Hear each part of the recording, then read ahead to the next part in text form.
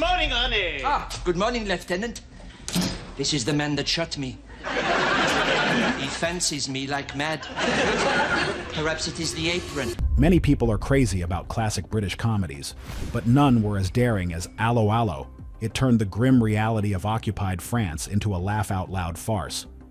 The show was an unstoppable juggernaut of television until it stopped.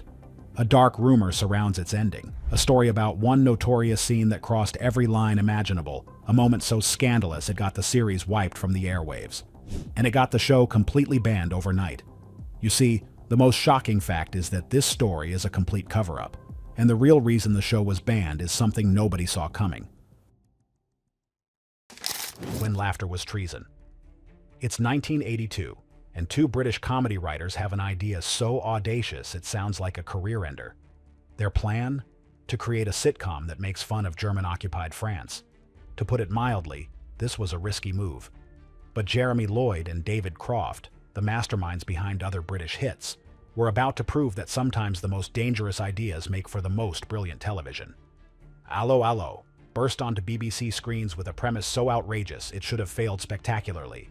Set in the fictional French town of Nouvion during the Second World War, the show centered on René Artois, a cowardly cafe owner caught between resistance fighters, German officers, and his wandering eye for his waitresses. But here's where things get wild. This wasn't your typical wartime drama filled with heroic tales. This was comedy gold wrapped in layers of controversy, and it was on track to become one of the most watched shows in British television history, at its peak drawing in more than 17 million viewers per episode.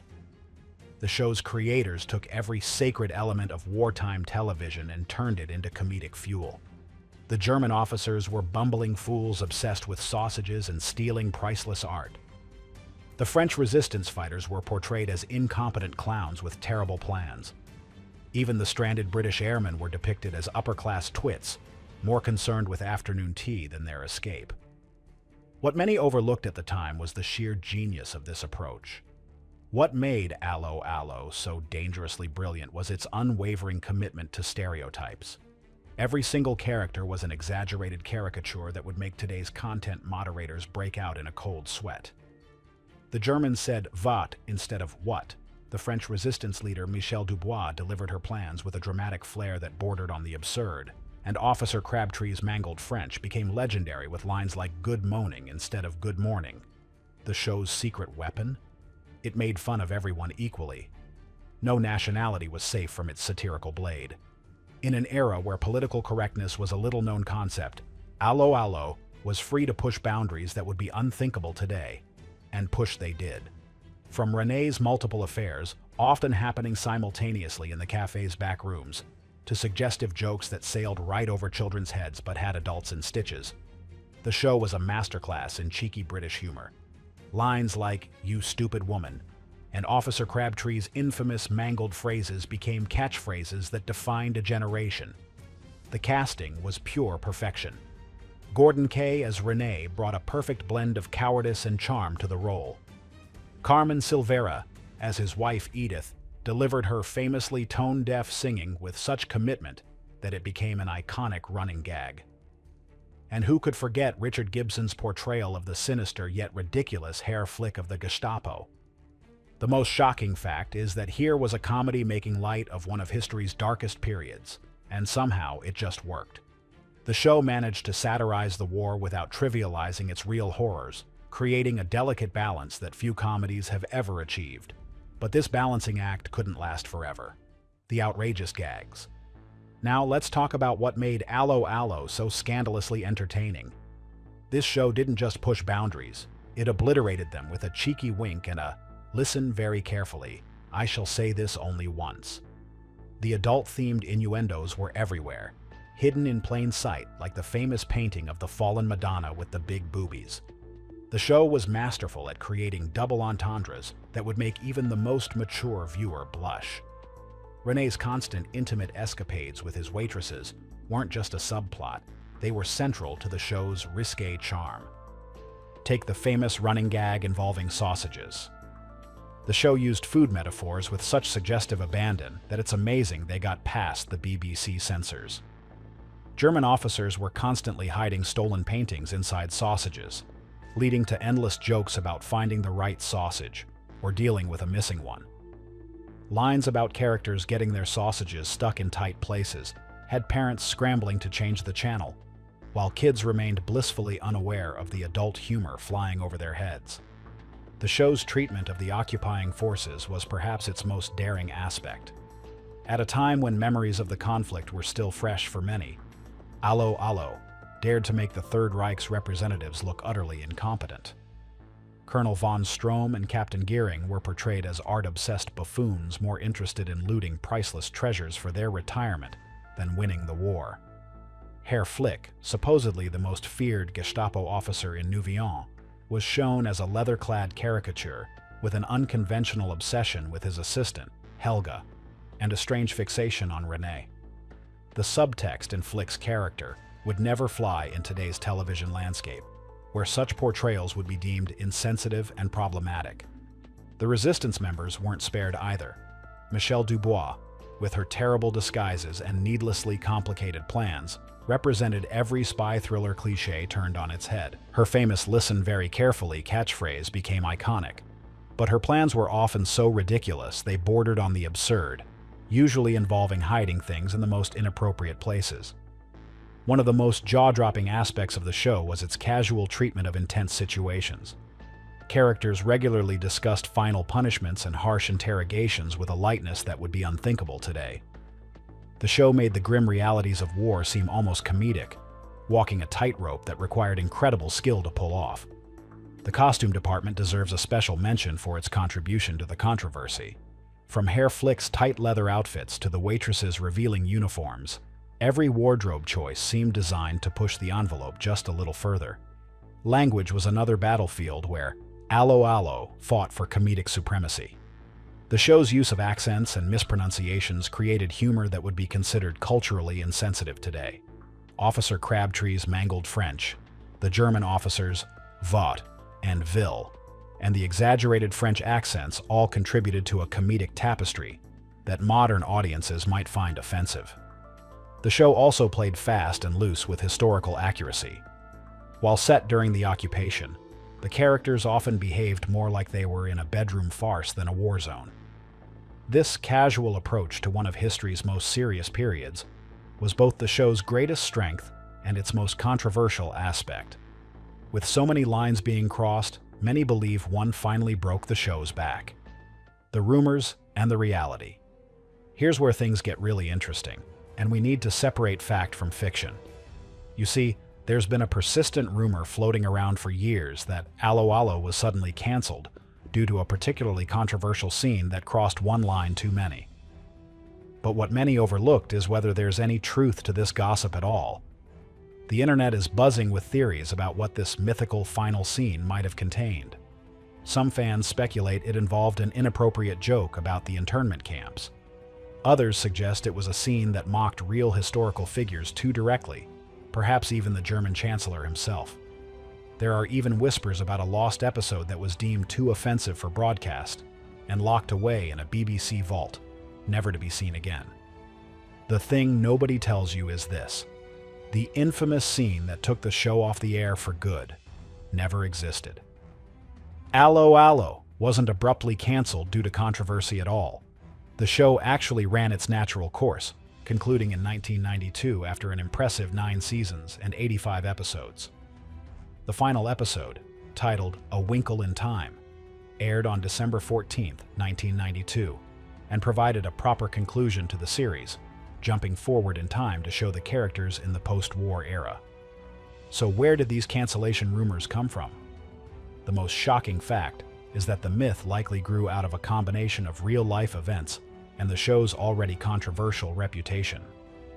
Part of the confusion might stem from the fact that Richard Gibson, who played the iconic Herr Flick, did not participate in the final season. His character was recast with another actor, David Janssen, leading some fans to speculate about behind-the-scenes drama and creative clashes. The truth is more mundane but equally interesting.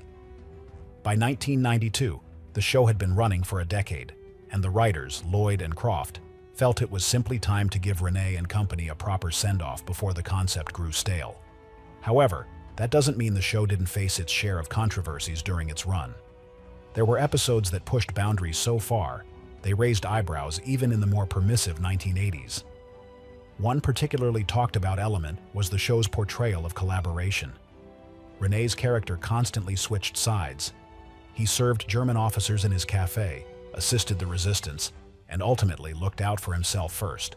This was a morally ambiguous portrayal that some critics found troubling, as it made light of the very serious issue of collaborating with an occupying force.